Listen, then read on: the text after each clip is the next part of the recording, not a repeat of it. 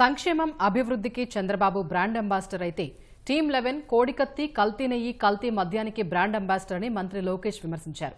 ఇచ్చిన హామీలన్నీ పద్ధతి ప్రకారం నెరవేర్చుతున్నామని చెప్పారు. పార్టీ కేంద్ర కార్యాలయం ఎన్టీఆర్ భవన్లో పార్లమెంటరీ కమిటీలకు శిక్షణా తరగతులకు హాజరైన నేతల్ని ఉద్దేశించి లోకేష్ మాట్లాడారు. చేసిన పనులు చెప్పుకోవాల్సిన బాధ్యత అందరిపైన ఉందన్నారు. మారుతున్న కాలానికి అనుగుణంగా పార్టీలో మార్పులు రావాలని సూచించారు. పార్టీలో కూడా మార్పు రావాలని నేను కోరుకున్నా. ప్రతి పార్టీ పదవికి టర్మ్ లిమిట్ ఉండాలని నేను ప్రతిపాదిస్తాం కూడా జరిగింది. అది నాకు కూడా వర్తిస్తుంది.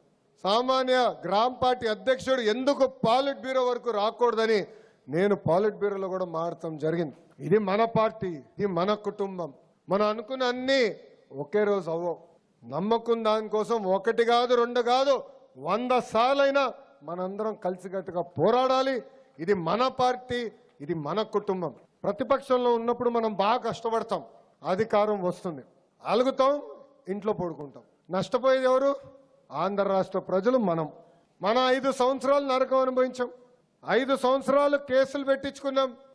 అంటే అలక వల్ల మనం ఎంత నష్టపోతామో మనందరూ ఒక్కసారి గుర్తుపెట్టుకోవాలి. ఇది మన పార్టీ. మనం అనుకున్నన్ని జరగపోవచ్చు, కానీ పోరాడాలి. నేను ఇప్పుడు కూడా పోరాడతాను, అహర్నిశలు పార్టీలో పోరాడతా, మార్పు తీసుకొచ్చడానికి పోరాడతా. నేను ఏది వదిలిపెట్టాను. అట్లనే మీరు మాట్లాడాలి, 4 గోడల మధ్యలో డిస్కషన్ జరగాలి. బయటికి వెళ్ళినప్పుడు ఒకే నినాదం పైన ఉండాలి, అది జై తెలుగుదేశం, చంద్రబాబు నాయుడు గారి నాయకత్వం వర్ధిల్లాలి.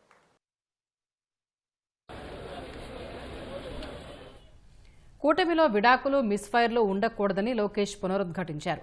చిన్న విభేదాలు ఉన్నా సరిదిద్దే బాధ్యత అధినాయకత్వం తీసుకుంటుందన్నారు. పార్టీ సొంతిల్లు, ప్రభుత్వం అద్దె ఇల్లు అని మంత్రులంతా గుర్తుపెట్టుకోవాలని సూచించారు. ఎన్ని పనులున్నా చంద్రబాబు వారానికి ఒకరోజు పార్టీ కార్యాలయానికి సమయం కేటాయిస్తున్నారని తెలిపారు. మంత్రులు కూడా వారానికో రోజు పార్టీ కార్యాలయానికి రావాలని లోకేష్ సూచించారు. రాష్ట్రాల్లో డబుల్ ఇంజిన్ సర్కార్ ఉంది, కానీ కేవలం ఆంధ్ర రాష్ట్రంలోనే డబుల్ ఇంజిన్ బుల్లెట్ ట్రైన్ సర్కార్ అనేది ఉంది. అందుకే మీరు చూస్తే విశాఖ ఉక్కుని మనం కాపాడుకున్నాం. అమరావతి పనులు ఈరోజు వేగంగా జరుగుతున్నాయి.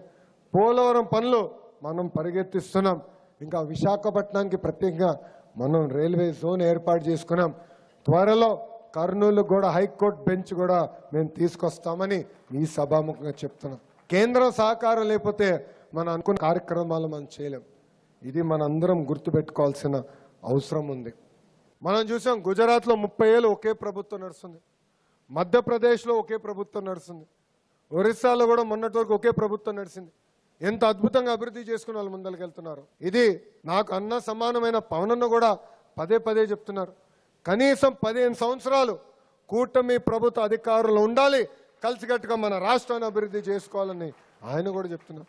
కలిసికట్టుగా 3 పార్టీలు మనందరం ముందరికి వెళ్ళాలని ఈ సభాముఖంగా కోరుతున్నాం. కూటమి అన్నప్పుడు చిన్న సమస్యలు ఉంటాయి, విభేదాలు వస్తాయి, కాదని నేను అనట్లా. ఇక్కడున్న పార్లమెంట్ పార్టీ అధ్యక్షులు ఉన్నారు, పార్లమెంట్ ప్రధాన కార్యదర్శులు ఉన్నారు. మీ పైన బాధ్యత ఉంది. కూటమిలో వస్తున్న చిన్న సమస్యలు, విభేదాలు ఏమున్నా కూడా వాళ్ళ పార్టీ నాయకుల్ని పిలవాలి, కూర్చోబెట్టాలి, ఆ సమస్యలు మీరు పరిష్కరించాలి. అన్ని మీరు చేయలేకపోవచ్చు.